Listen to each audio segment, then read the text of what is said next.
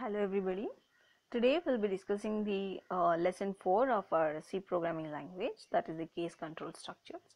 In this I'll be explaining you all the loops that contains the case controls for deciding what statement that we have to execute. We'll be deciding switch case and tips and traps for using effective switch cases in program, and then go to the statements. This and this is one and the same. The only difference is here we'll be using a decision statement, whereas here we'll be using that switch cases. How can we use it in the program? Here I'll be explaining your go-to statement. Comes to the decision using switch cases. Here switch case is mainly used to select one choice when we have more than 3 or 4 choices in our hand. For example, I have more than 4 choices and I have to select only one. Like I have 6 subjects in my hand, but I have to select only one subject. In that situations, we'll be using switch case, which works really very effective and also saves a time. Here, as I said you, this is used for making a decision for of a choice when we have more than one statements. Here is the simple syntax for this. Switch, this can be an integer expression or any other condition that we wanted to give. Here becomes the constant 1, constant 2 and constant 3. Whatever that you have in this integer expression will be compared with this constant 1, and if that is true, this part of the code will be executed. If that is not true, again comparison for this two will be taking place. If that is true, this will be executed. Imagine all the case statements in this switch are false. Then we have a default statement that have to be executed. Here, this is how we finish the execution of all the statements within the switch and then comes out of the switch loop. Here, tips and helps to write a better switch statement, as I said you. As we discussed previously, this has integer expression following the keywords which evaluated. Like here it can be any integer expression. I have put here as an int I is equal to 2. I am declaring variable I, putting a value 2 at it and storing it in I with an integer data type. So this data type only I am using here as an expression. Then when the given value is compared one by one against the constant values, that means this I value is compared with this case 1, case 2. After comparing, if we found the match, the program executes the following statement in that case. Likewise, I value is 2 right now. I compare it with case 1. It is not true because case 1 is 1 and I value is 2.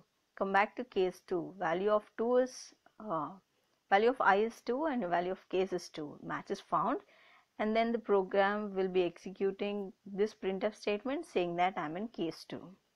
Once if the match is found, we'll be doing like this. If the match is doesn't found, like all if they are false, imagine it is int is equal to 3, then none of the cases here gets matched, then you have to come for the default execution. Whatever programs that you write within default can be executed. Here I gave an example of only one statement. You can even write more than one statements if you want. Yeah. In fact, we use like only numbers here. As I said you, we're using I as a number, that is 2, but we can also use alphabets. But what actually happens within the system is the value of the alphabet will be converted into ASCII values. For example, for V it is 118 and for A it is 97 and X is 120. You have these values from A to Z for both capital letters and for small letters. You can use this anywhere in the switch as a case. Here you're declaring a CH that you wanted to use within switch, and then asking the user to print any or enter any alphabet between A, B or C. You store that into CH and then you give it a switch case. Here when I come for case A, nothing is written either for the condition or for the statement. That means this switch case A is called as an empty case.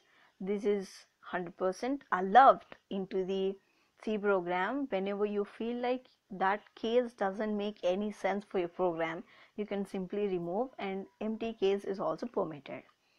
Come for this, capital A.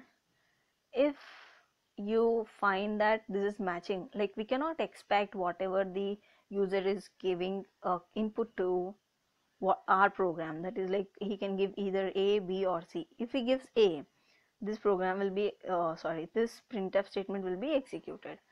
Here the break, as we discussed previously, once the break comes, the it have to terminate out of the loop. That means if you imagine that this statement is true and this condition have got printf has got executed, then you have a break statement which tells us come out of the loop. This also saves us time for need not executing the previous statements.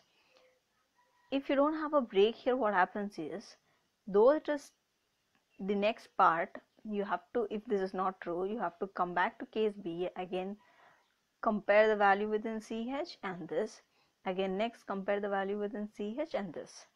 This is the advantage of break that we have discussed previously and we could see here today. If none of the statements are true, obviously a default statement will be executed, as I said you previously. Now, switch versus if-else ladder.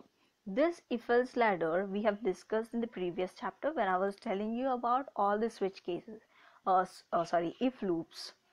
In that loop, if-else loop, I gave you more than one if-else conditions that can have within one if loop. Whereas for switch case, you'll be having only a case 1 and 2 and the other rest of the statements, and then the next case other rest of the statement comes out of the loop. So here there are few things that this switch cannot do and that which are possible by if-else ladder. Here I'll tell you, a float expression cannot be tested within the switch. You use here, it can be an integer or a character, but you cannot use the float statement, whereas in if condition you can use a float expression as well. Here in switch, cases can never have variable expressions. That means you cannot say like a plus b you cannot execute, whereas that you can use in case of an if statement. You can even give a variable constant or variable expression, like you can give a plus b as a condition, whereas that cannot be used in switch case. In switch case, multiple cases cannot use same expression. That means case 1 is having, suppose, a printf value to print that I'm in case 1. Case 2 is also having printf value, print that I'm in case 1. That is not acceptable in switch case, whereas you can use that in the if-else ladder or if-else conditions. You can use the same thing if the condition is true. You can use the same thing if the condition is false as well. Condition is false as well. That is the advantage of if-else ladder, and which are the performances that cannot be done with the switch cases. When I say you go to statements, what actually go to statement does is, whenever you write a go to keyword anywhere in the program and says, for example, I have a and I have to go to that particular a in that program at any corner, then we'll be using this go to statements, and that when you execute that go to statement, at that point you have to make sure that that will go for that particular statement. But what happens is, if you have more than one go to statements in your program, you yourself will be confused that which go to statement is it terminating. While you execute the program line by line, if you get a go to statement and then further also that go to statement will be executed at any cost, and the remaining execution of the program after the go to statement will be delayed, and whatever you wanted to be executed at that point of time, that execution will be done. So most probably we need to avoid using goto statements. It is difficult in programming situations, but you may think it is easy. Whenever you want you can execute, but it is not essentially preferable when you think that you have to use a goto statement. These constructs are far more logical and easy to understand. Of course, this is easy when you have to know how you implement. But the only difficulty we face is when you execute that after writing the logic. And the big problem with this is when we use them, we never are sure how we got a certain point in our code. As I said, you any kind of code can be executed in the middle of the program, because program automatically executes line by line. That is the only reason why we have to most probably avoid using goto statements for having an effective program. Here is a simple example. I used 3 for loops here. This is loop 1, this is loop 2, and this is loop 3. I gave all the conditions and I wanted these statements to be executed. I'm asking here to go to out. This out is a function. Then this will search where is the out, comes down, and it doesn't find you. It finds an out here. Then this program will be, this statement will be executed. After this statement, it comes back to this statement. Then this else part will be executed and all the values of I, j and k will be printed. This means though we wanted this to be printed first or executed first, we cannot do, because we have a goto statement here and it have to come here and then execute this sentences or statements, whatever we have in the out function. This is how a goto statement is explained. Yeah, a brief summary of whatever we have discussed today. We use a switch statement to choose among more number of alternatives, like 2 or 3 cases we can use. Then to that particular case, whatever we want, that exactly that kind of output can be given. And in case keyword, we follow integer or character. Case does not support any float expressions or any variable expressions, or as we have discussed, that can be possible in an if-else ladder, right?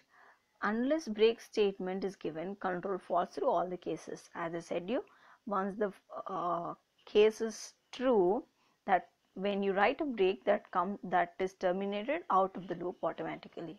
If it doesn't write this break, all the statements in that loop or all the cases in that loop have to be executed, which is time consuming again. This use of goto statements will be avoided. As I said you, the advantage and also disadvantage. It may be easy and logically easy, but when you execute it, so much of difficulties may arise, even to understand our program also, that what we wrote. Yes, this is all about today's session or today's lesson, whatever we thought of discussing. And any kind of doubts you have, any point you didn't understand, or any corner of the um, lesson you feel like this is to be explained more, you can please write in a comment, and I'll get back to you with that particular problem and make sure that that is clarified. Thank you.